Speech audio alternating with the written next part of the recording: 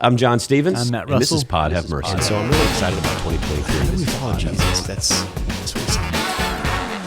You're just recording, right? Because we're back. I forgot how to start a podcast. Yeah, I feel a little like I need to stretch out or something. I don't know. It's been a while. We took a nice, long, well-deserved break. 2022. You know, man, it was well, yeah. But I mean, I think the podcast did a lot of good. I think it helped a lot of people. Sure did in a lot of different ways. And so I'm really excited about 2023. And just kind of, what we originally set out to do in this is have conversations around, faith and culture and life and just intersection of it all. Yeah, just whatever we're interested in, I think is what it basically is. Pod Have Mercy. So when you join us, as we're coming back, and we'll be here every week, and I hope that you will go wherever you listen to podcast stuff, right? Apple or Spotify. Make sure you go and subscribe. That helps us. If you leave a nice review or a 5-star rating, those things are like algorithms that help push stuff up. So it doesn't take long for you to do it, to subscribe and to like and to leave a 5 stars or whatever that is. That really helps out as well. Today, we're going to get started back with some conversations around resiliency. And it is much needed. Yeah, it's good. And introduce, tell who we're going to have on here. It's a good friend of yours. Yeah, Dr. Kitty Harris, who I've known since I've been in my 20s, was a professor of mine in my undergraduate, and then I worked for her when I was at the Center for the Study of Addiction and Recovery when I was doing my PhD. And she studies resiliency, has worked with adolescents and really all populations, but mainly adolescents, and studies how people bounce back. How people come back from really difficult... Which is a much needed topic. Right. These days. You can see why I've needed her in my life. So, she has a lot of practical wisdom, a lot of wisdom that's kind of backed up by science, and she's just a massive delight. Well, and I'm looking forward to talking to her as well. Yeah. She's out in Lubbock, Texas, at Texas Tech, and then some other things that she's in. Yeah, she has connected to in health organizations with people's mental health and addiction and all these sorts of things. So it's going to be fun. Yeah, it's going to be great. Do you want to respond to an audience message that came in? Yeah. I'd like to thank you for the very open, honest conversation I just heard regarding your episode with Adam Hamilton. I had a very dear friend reach out to me today that lives a few states away, and her church is coming up for a vote. And something told me, other than my own personal opinion, I needed to send her a very good explanation of what's going on in the Methodist Church. I just really do thank you for recording this, and it's got to be the best conversation I have heard about why Methodism is so important. Thank you. Yeah, that's great. I'm talking about 2022 and a lot of the impact that the podcast had, and a lot of things. And we did a lot of stuff around our denomination to try to be helpful. As well, but man, it's always nice when you hear a good word from someone of encouragement. I gotta say, I think Adam's a great human being, but John, I think the way you have led and the way you've articulated this for me personally, and I think for a whole bunch of us, it's lowered the anxiety. It's given us a really Jesus path forward, not, a cultural path, but a Jesus path forward. And I don't know where this takes us, but it takes us towards Jesus. And so I think she's saying what probably a lot of us have experienced. And so that was episode 95, I think. I don't know. I think I saw that somewhere, but so if you want to go back and listen to it, it's there. But I just, I think she's right. I think the way that, God's kind of raised up certain folks that are able to allow us to cut through the cultural stuff and say, well, how do we follow Jesus? That's what we signed up for. Yeah. How are you? I'm good. I'm a little bit crazy today, but I'm good. Yeah. I think it's going around. Tech yesterday. And so I've had 2 days at Tech, and that's been enough to make me a little bit crazy. Yeah. But I'm glad to see y'all. I'm glad to see you. Is it cold there? Yes. Oh my gosh, John, it is so cold. Like the high today is 27. Oh, The high tomorrow is 28 with 50% chance of snow flurries. that's And Texas. the ice is so bad that everything's been sanded and salted and yeah. So we've had our share of winter weather. Have they called school off? 2 days. Huh? Have they called school off? No, they called it off. They delayed it by 2 hours yesterday and today. They called it off last week when it got really bad last week, and so they even Tech has had a delayed start. So yeah, it's Wow. it's bad, like serious. It's horrible here too. I think it's like 42 maybe. It's something cold. that's terrible. It's too cold for this South Georgia boy, I tell you. Yeah. If it drops in the 30s, I think it dropped to 39 last night.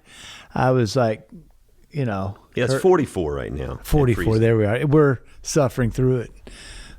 Exactly. That's awesome. Well, we're glad you're here. I just, first of all, I just want to say thank you. You have been, and I've told John this, you've been probably one of the biggest shaping influences of my life in terms of just both what I think and how I think, and then also just interpersonally helping me kind of, see another pathway forward. And I think bringing you on just to talk to you about, one, what you research and the way that you see life, but also the way that you've researched resiliency, particularly coming out of some of the stuff we've come out of in our culture. And it's just, can you tell us just a little bit about yourself as we get into this conversation? Well, let's see. I had a great childhood. I've always said I grew up in this beaver cleaver household, which was wonderful. But the only hard part was we moved all over the country. And so I learned to adapt at a young age. I was in 8 schools in 9 years. And so it was hard because like you would make friends, but no, you wouldn't get to be friends for very long. And I think that probably shaped a lot of what I experienced but it was fun. I got to live all over the country and Baltimore, Pittsburgh, Chicago, just around. And so that's been good. I have been in recovery from alcohol for a long time. I sobered up at age 28, which was pretty young back in those days, way young back in those days. And that's been probably one of the highest blessings, biggest blessings in my life, was to be able to really start most of my young adulthood with a program that spoke to the spiritual side of ourselves and a lot of that. So that's been really, really good for me. And I have loved all these many years of recovery. I love education. I'm a real nerd. I was on the debate team. That's as nerdy as you get. And so I kind of wasn't finished till I was finished, and that meant a PhD. And so I pursued that, and that was great. Probably 4 of the greatest years of interest and excitement. And finished that, went into private practice, loved working with people, loved doing therapy, loved building programs. I ended up going back to Texas Tech to take over the Center for the Study of Addiction and Recovery that Carl Anderson had started. And that was wonderful.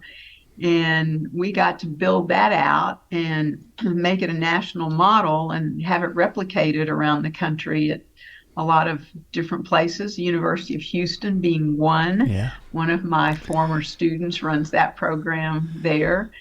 And so I've just been one of those really lucky people that has been able to have a life of helping others and, blossoming through that and with that.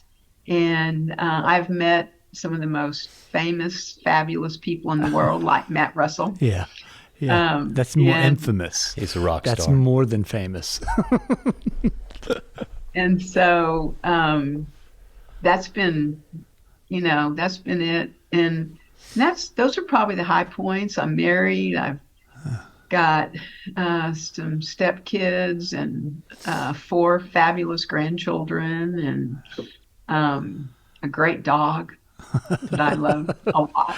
Well, our paths crossed. Like I think I was 21 or 22, maybe. Oh yes, you were. Yes, you walked into my class barefooted, carrying a guitar with long hair, Hippie. acting like coming to a rock concert. My class. I mean, to be fair, I had just returned from dropping out of school and traveling around for a long time, and I was given education another shot when I walked in your class, and it probably saved me and to keep going through it. And so then our paths crossed again when I started my PhD, coming from Houston to there, and then working for you for a number of years. And so again, as I said before, you've just been a massive shaping influence in my life. And one of the things that I've been interested in talking to you about over these past few years is just your work, not just around recovery communities, which is legendary, but also this nested idea around resiliency, how people come back from really difficult things. And could you maybe just talk about what that is and factors of that, or what you've learned? Sure. Yeah, that has been one of my favorite research areas for a reason. And that is that one of the things that has always haunted me is why one person can achieve certain things and another person can't. Why does this person stay sober and this person relapses? Why does this person stay married and this person divorces? Maybe. Why does this person succeed professionally and this person struggles? And I've always looked at that from the standpoint of what provides that ability to bounce back from hard things. Because all of us, there's no one that doesn't face hard things in their life. We all do at various times and various stages and various ways. And so I became really fascinated with resilience and that bouncing back, and did the research on it years ago. And then it has reoccurred with all of the COVID literature and stuff about what we're really struggling with the end result of COVID, and why have some people been able to weather the storm of 2 years of isolation and different things, and some people have struggled and really haven't been able to get their business back or their marriage back or their kids back in school in a positive way. And so a colleague and I did some research several years ago, and we actually did brain scans. We did fMRIs, that was functional imaging, and looked at what kinds of things do we find in the brain that help us understand why, Matt, you may not be very resilient, and John, you may be resilient. What is it between people that allows us to understand and know what it takes to bounce back? And this is the part that I love. So we found 3 things that were statistically significant, 3 variables. And I think if we talk about them, you'll go, Of course. Of course. We didn't need research to tell us that. Of course, that's why. But they're so fascinating to me. One of them in particular, I'm fascinated by.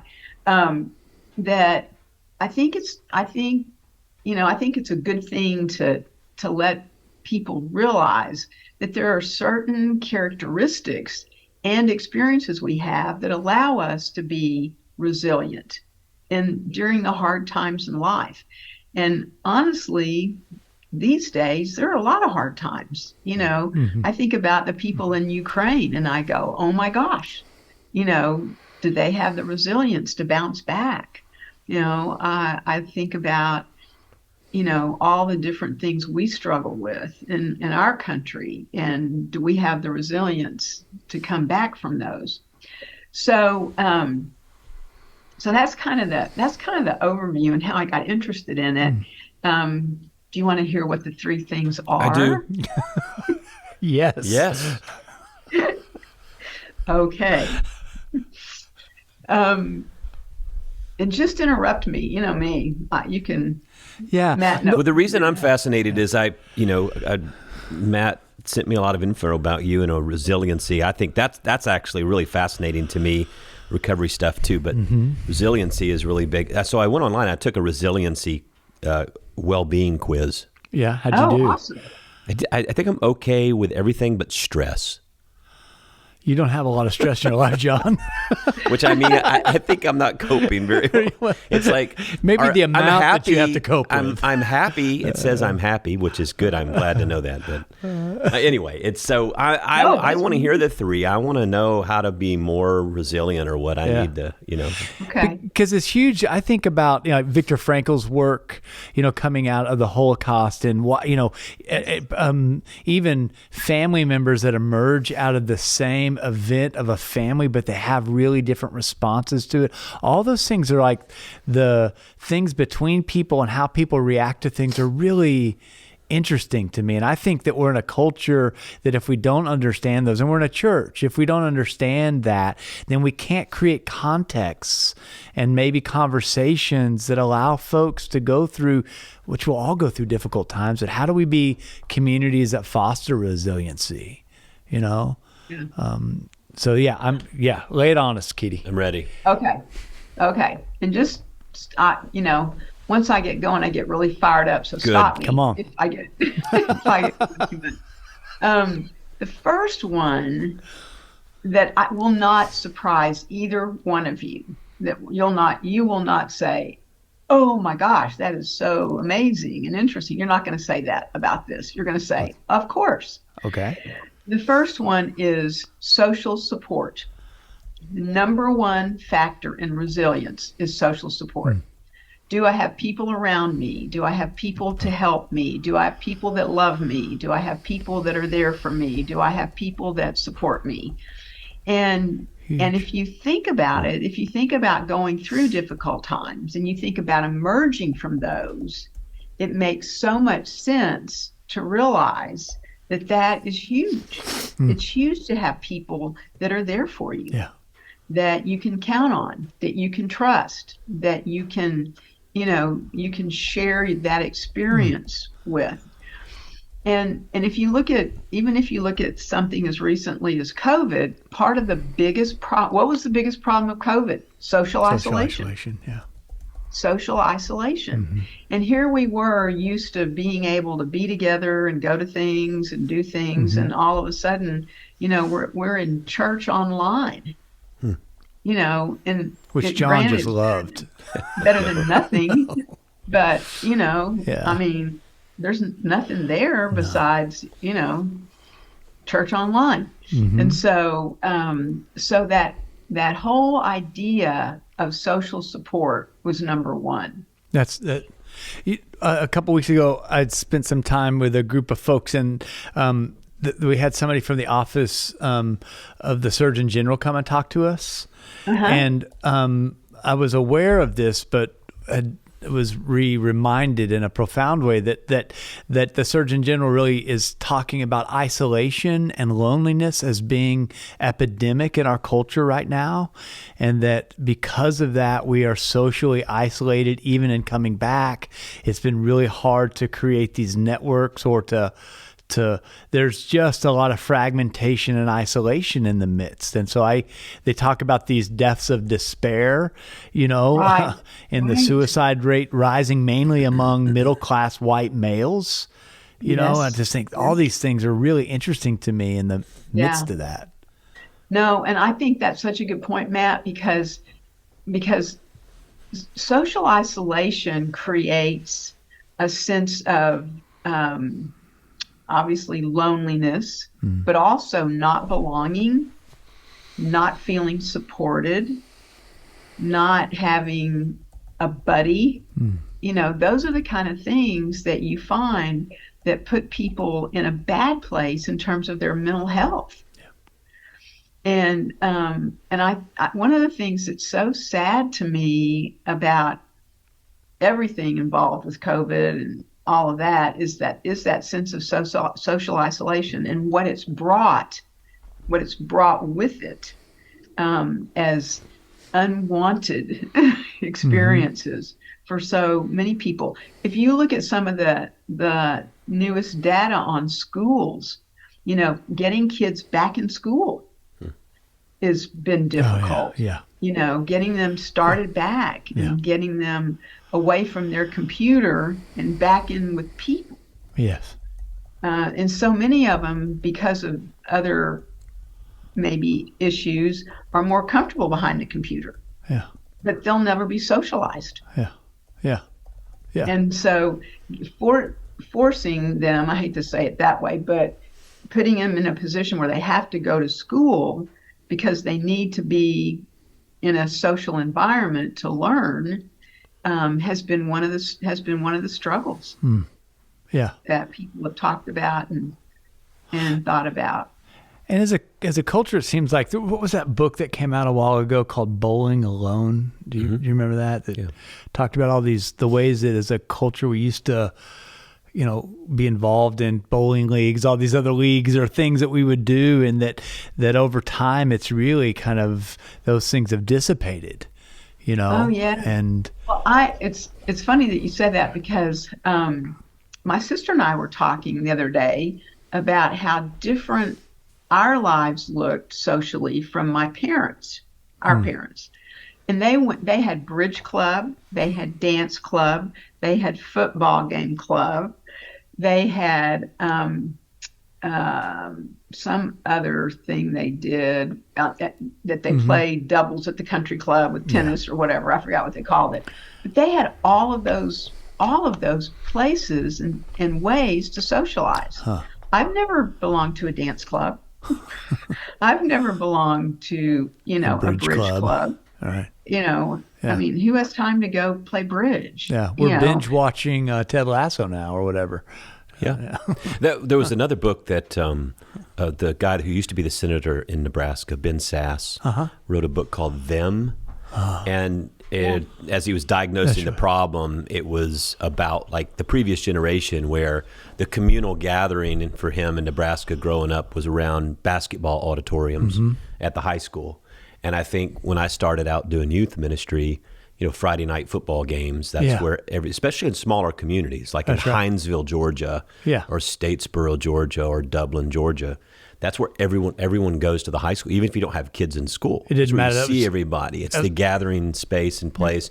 And you'd have a lot of those things around in the community where there's a social gathering. I remember when I was really, really young and my parents would come out of church on Sunday morning, people would just stand around and stay and visit for 30 minutes, 40 minutes before they go to lunch.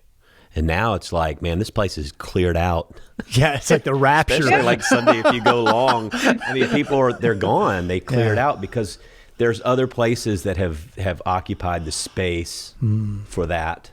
And some people still had it or have it, but that makes a lot of sense to me that not only where we feel isolated, but where we see some breakdowns in community. That's really true. No, that's a really good point, John. I think if you, and now, and of course this example has been used ad nauseum, so forgive me, but if you walk into a restaurant, the majority of people that you see are on their iPhones as opposed to connecting to each other over dinner. And the first time I saw a study about that, I thought, oh, I think that's a little overplayed. But I started looking, and it was true. It was true. People just be on their iPhones, and, Matt would be sitting over there having dinner, and I'm just on my iPhone checking out stuff as opposed to interacting with him. And you see that all the time with kids.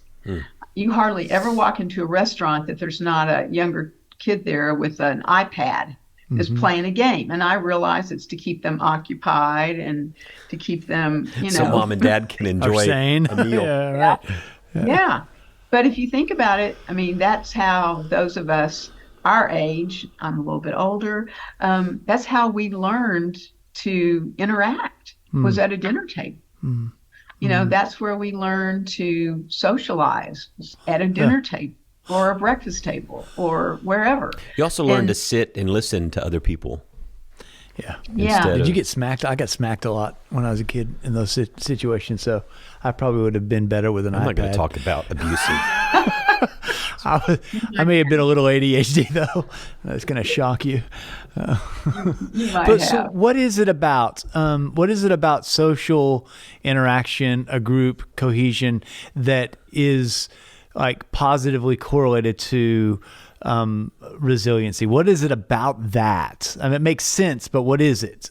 Sure. Yeah. I think there's a couple of things. Number one, I think it enhances a sense of belonging. Okay. I've got a place to be. And if you look at some of the developmental stuff in adolescence, one of the top ones is where do you belong? Where you belong. Is belonging. And so I think that's the first one. I think another one that's real important is that sense of there are people like me around me. And it's not just a belonging, but that I've got support. Okay. And if you think about it, so if I get in trouble and if I know I can pick up the phone and call Matt Russell, and he's going to help me, and that's been built up over years and years and years of what? Social support. Okay. And so there's a real depth of feeling that I'm not alone. Okay. I'm not alone. Okay. So when bad things happen, often then that isolate, I feel like there's a sense in which I want to hide, or I get damaged in some way and I don't know. And so the social support comes around and says, we got you. You're not alone. It kind of counterbalances or it's a counter narrative to the things I might be experiencing internally. Yes. Okay. That makes sense. Absolutely. And if you think about it, and if you look at some of the mental health literature recently, one of the things identified as a struggle is that sense of being alone. People that, have, suicidal ideations and stuff, a lot of it is due to aloneness. I don't have anybody to be with, to talk to hang out with, to share my thoughts, to share, my experiences. It's kind of like, this sounds familiar, I'm borrowing from a 12-step program, some place to share your experience, strength, and hope. And not to have that, to be that isolated, not to have, and if you look at recovery programs, what are they based on? They're based on social support. Social support, yeah. Number one, that's it, social support. And it's that sense of, I can do this. I do have people that care about me. I do have people that I can see that struggle, that have bounced back. And so for so many of us, that sense of social support begins that initial formation and foundation of resilience. That's awesome. You want to hear number Social two? support's number one. I'm ready for number two. I'm taking notes. Okay, number two. I'm excited. Me too. So number two is my favorite. Okay. You've got a favorite. I have a favorite because no one, this is why I love it. So if I say social support, almost everybody has some concept or understanding of that. But the second one, everybody says, so what does that mean? And so it's one of my favorites because it's so me, for one thing. Number 2 is what we call structured style. What does that mean? Matt Russell has structured style. Matt Russell does not have structured style. Oh, okay. Well, I meant kind of the I way bought my he clothes at dresses. the structure is what you're saying. Structured style. Well, apparently you don't. Now I'm really interested to hear what it means. Okay, structured style is that you have a means by which you structure your daily life. You're going to get up. You're going to make your bed. You're going to go brush your teeth. You're going to go have, probably coffee, eat breakfast before you brush your teeth. You're going to jump in the shower. You're going to go to work. You're going to show up at school. Structured style means that you have created a basic structure in your life that tells you what to do next. And how that, because I know you're going to ask this, Matt, how that ties into resilience is that it gives you a pattern of behavior, which makes you feel like you have a sense of what you're going to do. Like, I know what I'm going to do today. I'm going to, go to the gym and work out, and I'm going to come back and be on the podcast. Okay. That's my structure for today. I'm going to go to tech, work there for, And so structured style, and I'm so mad at myself because I always forget. There was a famous general in the Army that was a graduation speaker that spoke on structured style. And he ended up writing a book, and it was called Make Your Bed. Oh, yeah. And that all success starts with getting up in the morning and making your bed. And that's what structured style is. Okay. Is that you live your life according to a specific structure that allows you to feel a sense of completion, a sense of success, a sense of accomplishment, and things like that. And what we found in our research was that structured style had a very high correlation with resilience, because I know what I'm going to do next. And if you think about people in your lives, people that you know, people that have structured style, you're going to probably find people that are more, you feel like are more resilient, possibly more successful, possibly, whatever, as opposed to, well, I don't know what I'm going to do today. I don't know what I'm going to do next. Like, I don't really have a plan. Is this rooted in some, there's some people, I guess some people still do it, but older generations, they were all like, you got to get up at 4:30. You got to do your devotion. You got to read got to take a walk the dog. Got to do, it's like if you don't get up at 4:30, you're not going to be successful. You're not a real Christian. I've never done that. My structure is that every day is different. It's structured, unstructured style. Yeah. But yeah, so routine. Would you define it as routine, or is it more than that? I think that it's a sense of a routine, but it's more than that. It's more of a sense of this leads to this, and this leads to that. And knowing that I have a routine provides me a sense of resilience. And it's hard to think about at first, but it's like I have something to fall back on. If things in my life completely blow up, I know that I'm going to get up at 4:30 and walk the dog or have my devotional or whatever. That it seems to undergird a sense of resilience, that you have structure in your life. And I think, oftentimes if you look at people that that are successful, you'll probably find that they're, somewhat structured. There are people that are probably just like wild and crazy and maybe successful. But the majority of people that you think about probably have some degree of structure in their lives that has allowed them to accomplish things. That's super interesting. When I think about like injuries to the self, whether that's like an event like a 9/11 or a traumatic, say, sexual abuse or something like that. Like there's a sense in which depression sets in. Like I think isolation, if that's number one, you get isolated, and then there's no meaning. You're fighting for meaning. What does it mean? How do why God, or whatever the questions emerge out of that? And I would think that then that just collapses both the internal and external structure, right? That depression or despair could set in easily and long term.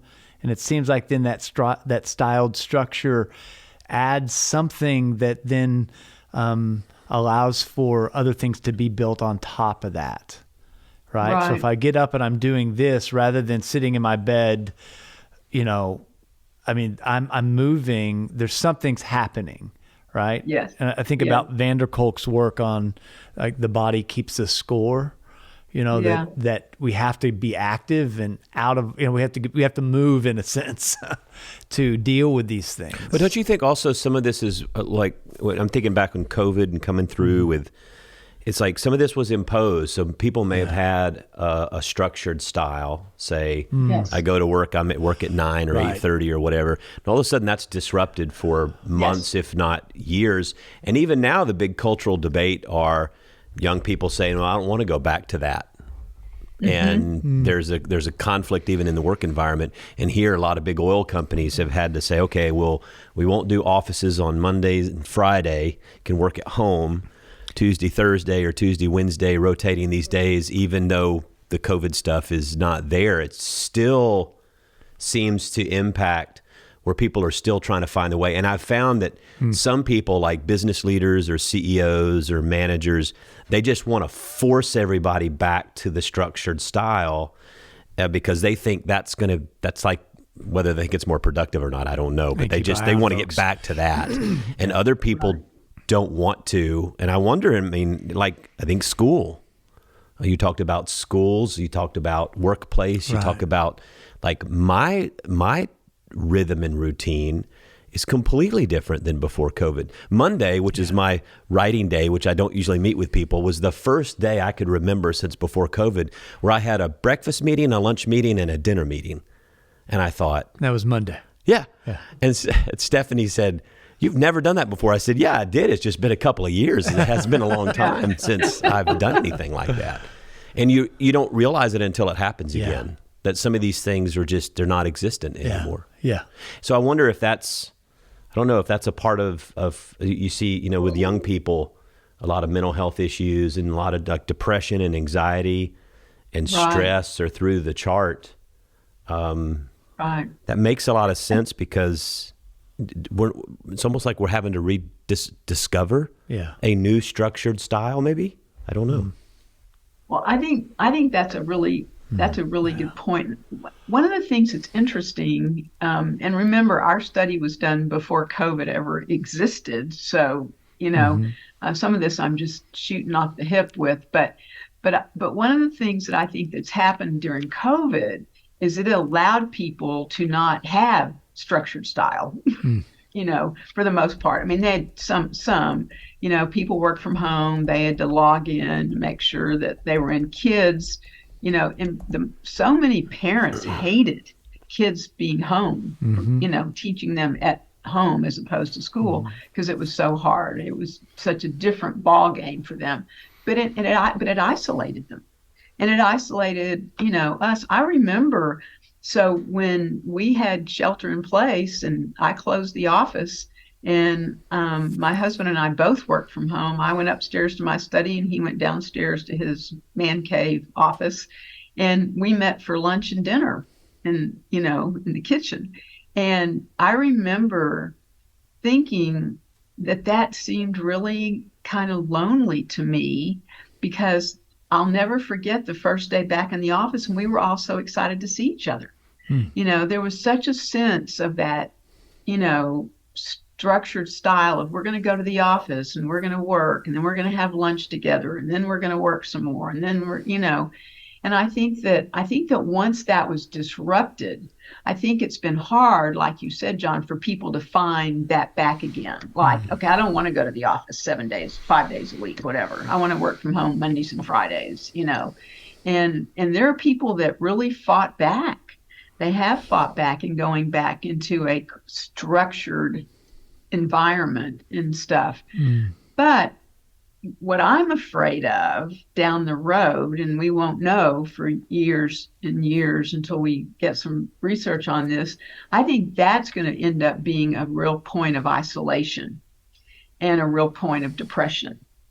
And we might think we want to be home, or we might think we want to work from our office at home, but the isolation that comes along with that has, I think, a high price to pay. Right. And I definitely think it's true for children.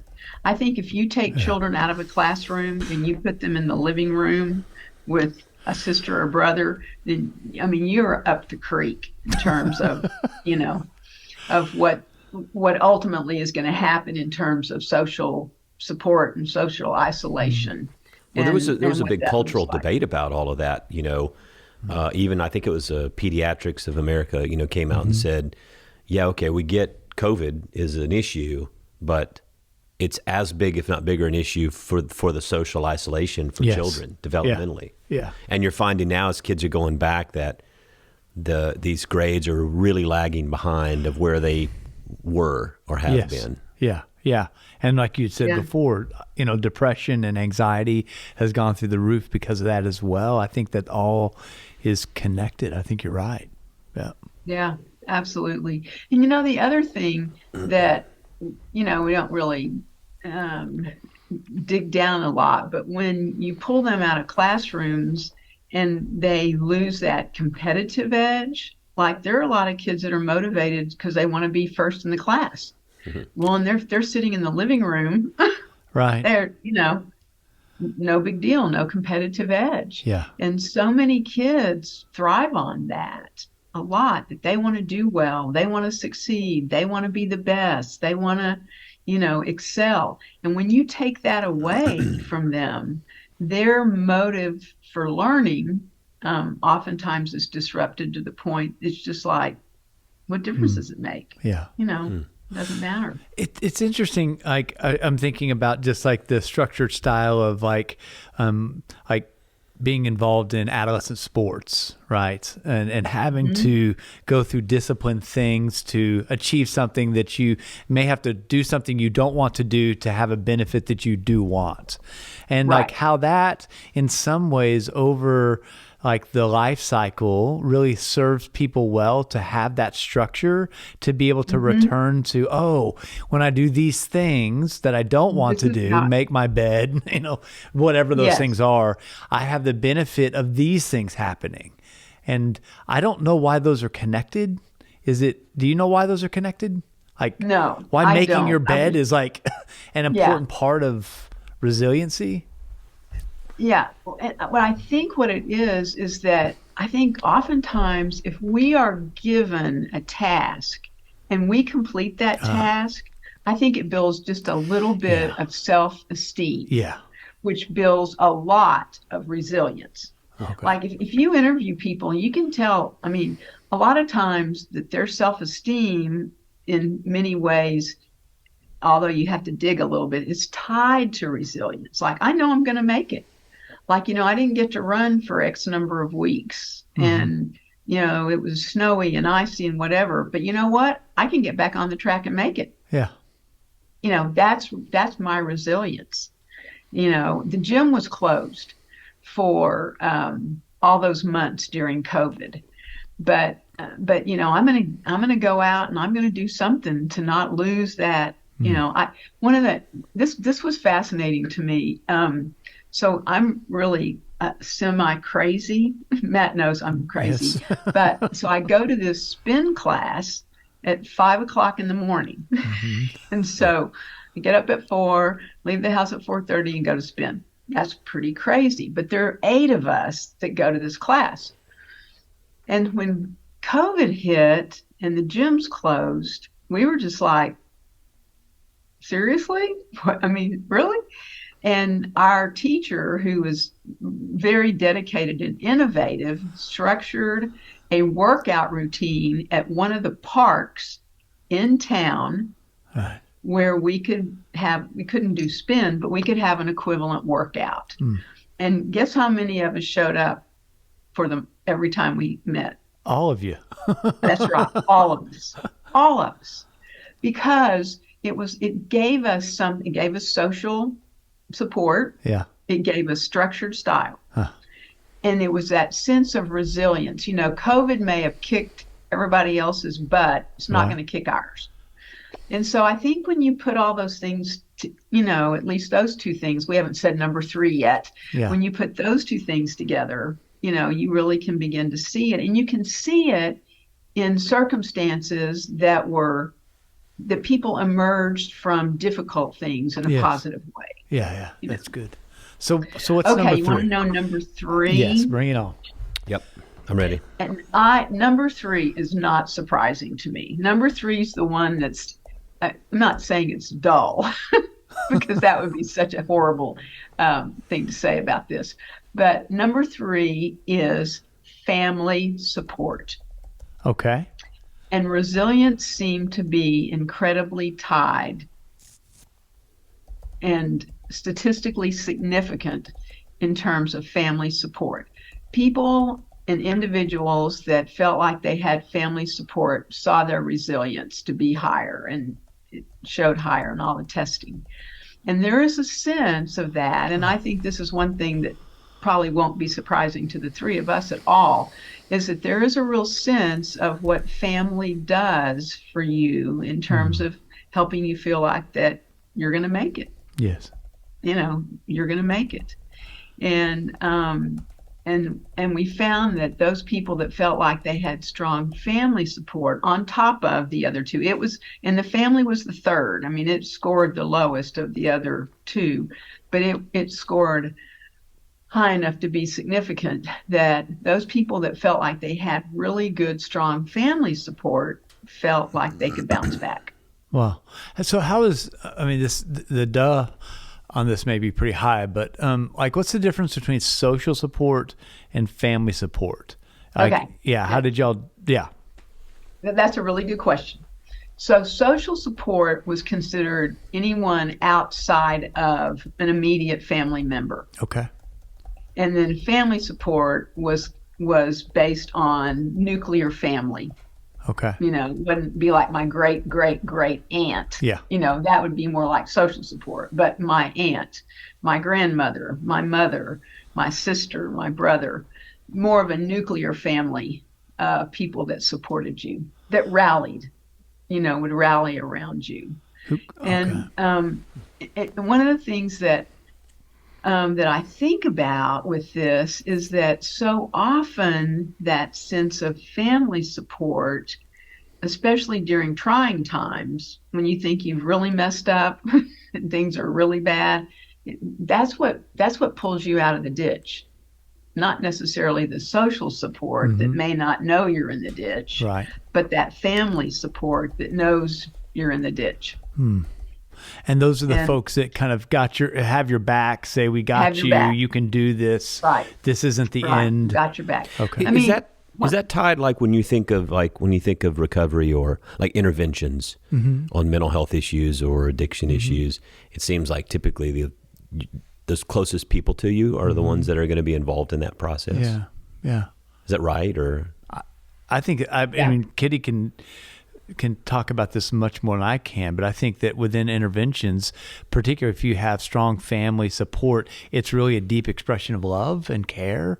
And if your family is not there seems to be not as much traction at times unless you have a social support that's really strong. But family does. Well, yeah. And that is true. If you look at actual interventions, the most successful ones appear to be the ones that are done by family. We love you, we care for you, let us help you. And it never hurts to have some social support mixed in with that family intervention, but it is like, John, kind of like, we've got your back. we've got your back. We're going to take care of you. We're going to help you. We're going to kind of get you back on track. And I think that's true of everything from recovery issues to mental health, and even more so like with physical issues. Yes. I mean, if people are sick in the hospital, a lot of the research shows who's the most important people to visit them, their families, that we're going to take care of you. And, this isn't going to be, the last time you're going to see us show up, things like that. And so family support is one of those things that day in, day out, tried and true, allow people to feel like they're not alone. Yeah. They're not alone. There's this great story that, I don't know if y'all are familiar with, there's a book, I'm going to forget the name of the author. It's called Known is the name of the book. And Matt, I know you've heard me talk about this, but there's a story in there. And the subtitle is like how making meaningful relations in a technology world or something like that. And there's a story in there that this back in the days of the Depression, that this family, this mom and her kids, the dad had died and the mom was with the kids, and she met with them all and said, I'm going to have to let you go to the orphanage because I can't take care of you. And I don't have the money to feed you and shelter you and all that. And this one little boy was just like devastated, and she saw how he reacted and how devastated it was. And she said to him, don't worry, we're going to make it. I'm not going to let them take you. We're going to make it. And he said that for the rest of his life, that was his mantra. No matter what came up, no matter what happened, it was, we're going to make it. That's great. And I think that Matt knows I'm probably on the verge of tears when I tell that story. I think that's what that family support looks like. We're gonna make it. Yeah. We're gonna make it. Yeah. Against all odds, against what looks to be a very difficult path. We're gonna make it. Yeah. And because of that, the resilience that's built in that is very attuned to bouncing back. Yes. It's the same thing. We're going to make it. Yeah. I'm going to make it. I've got the resilience and the desire within me to bounce back. When I hear you, see these three things, I know we have to wind down in a few minutes, but when I see these things, last week I went to the Brookwood story, the movie that was made. Yeah. There's a lady here in our church, Yvonne Strait, who's 94 now, maybe. I think she's 94. Wow. And, Awesome. And her daughter was born and had a severe encephalitis type thing and was severely disabled. I mean, couldn't respond to any sight, sound, anything. And they said, you're going to have to put, your daughter in a home, put her away, send her away, your life will be ruined. And she didn't accept that. And this whole story is about how she simply taught her to put her fingers around a ball and then loosened it and put her fingers around the ball. And just this. So I'm thinking about how that story unfolded, and her daughter is still alive and functions and participates at Brookwood, which is this whole community now here in Brookshire, Texas, right outside of Houston, that cares for and brings folks with special needs in, and it's just interesting to me to hear, like, when she started working with her daughter, all of a sudden other people from around the community came out and said, I have a son, would you teach me how to work with my son? Yes. And so I'm looking at your list going, okay, resiliency, not only how this thing became what it became, and now it's in Waco and other places, you got the Briarwood School. It's like you have family support, you have structure, and you have resiliency. Social support. that Yeah. came. All three of these are resilient and create something that's, pretty transformative and amazing. I mean, if you think about it, I mean, that's, and if you get a chance, I don't know when this movie's like going out like wide or whatever, or where it'll be, but if you get a chance to see this thing, it's absolutely amazing. Stunning. The story of people's lives. And so they live in community together. They have their own rooms and their own villas, and then they work every day. They have their gift that they work, and they make all these things they sell in the gift shops. They have a I love nursery, and That's so amazing. they have tasks of worth. That is their structure every day. Yeah. And so it's interesting to me when I think about the citizens, at Brookwood. I mean, how resilient they Yeah. are, considering all the things they've had to deal with and they're still dealing with. And I look at this, and the other thing I thought about this was, like in the last couple of years, not just COVID, but the cultural divisions or political divisions, denominational divisions, and people really feeling in despair and lost and kind of burned out and just not being able to bounce back. And I look at this and I think, man, if I've been able to make it at all, I'm not so sure how well I'm doing on the structured style part, but the other stuff has certainly been there as far as the number one, particularly the social support. So I just think that's good when it's one of the things I love about being connected to a denomination. Yeah. I've had people who are going through the same thing I'm going through and are dealing with the same frustrations and the same difficulty and the same division. And I can call them up and we can, if nothing else, we can just, bitch and moan together, don't lament, but they know what I'm going You're not through. alone. I know what You're they're in it. going. Yeah, we're not alone. I also wonder, just about the church being a community of care that gets really serious about, like, I love that phrase. What was the phrase that came out of that story? Everything's that we're going to make it. That sense that because I think that people show up in the pews every Sunday holding on to something that they want to share, but they don't know how. And to have a community echo back to them saying, you're going to make this, you're going to make it, you're not alone. If you don't have family, we'll be your family.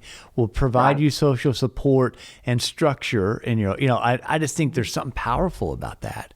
It moves us beyond these other smaller ego projects of who's in and who's out. Yeah. Right. Yeah. Well, and I mean, you're right, Matt. There is something powerful about that. And John, you're so right too, that if you look at places that or situations where people have survived, and people have done well, and people have shown resilience, and you're going to find those three things. They may be in different orders or different circumstances, but you're going to find those. And along with that whole sense that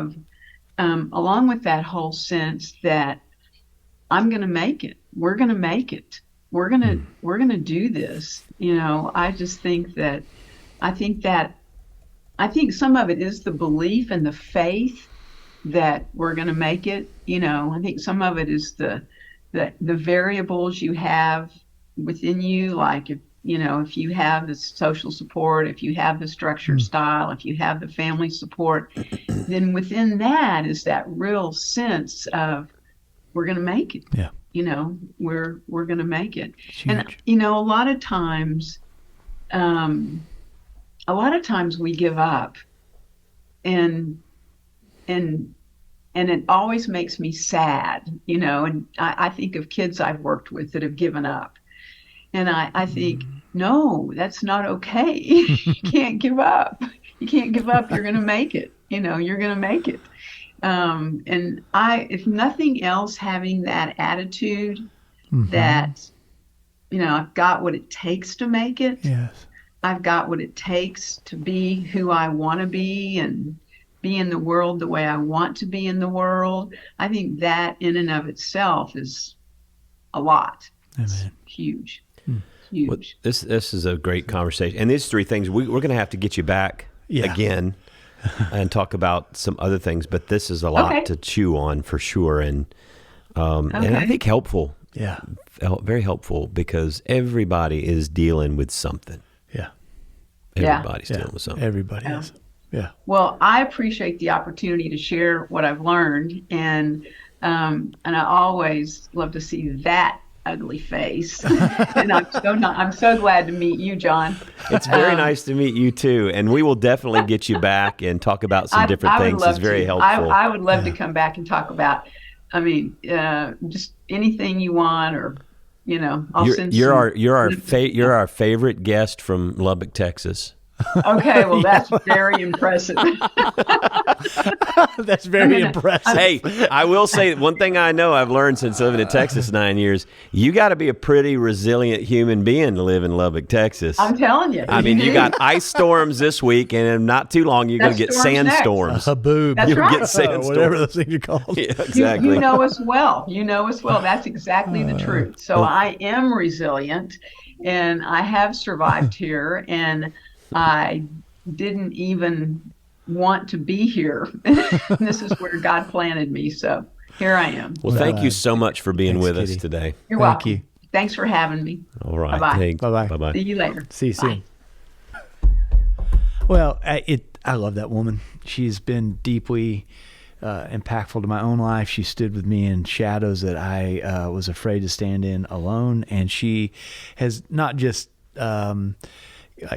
studied resiliency. She's really been an agent of resiliency in my own life. So I just I've got all day long for Kitty Harris. I just really enjoyed. I wasn't sure what I was coming into, because you've got experience with her. I didn't, and I thought, is this a professor type from university is going to talk about stuff I'm not going to answer. I thought it was very practical. Yeah, and it's like research in real time in real life with real people about.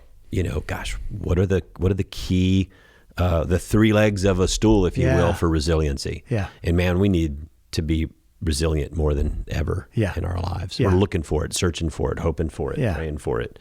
Amen. Even still, we're going to make it. We are going to make it, John. Me and you and we're Jeff. We're going to make it, Jeff. We're going to make it. Say it. We're going to make it. We're going to make it. Well, I'm John Stevens. And I'm Matt Russell. And this is Pod Have Mercy.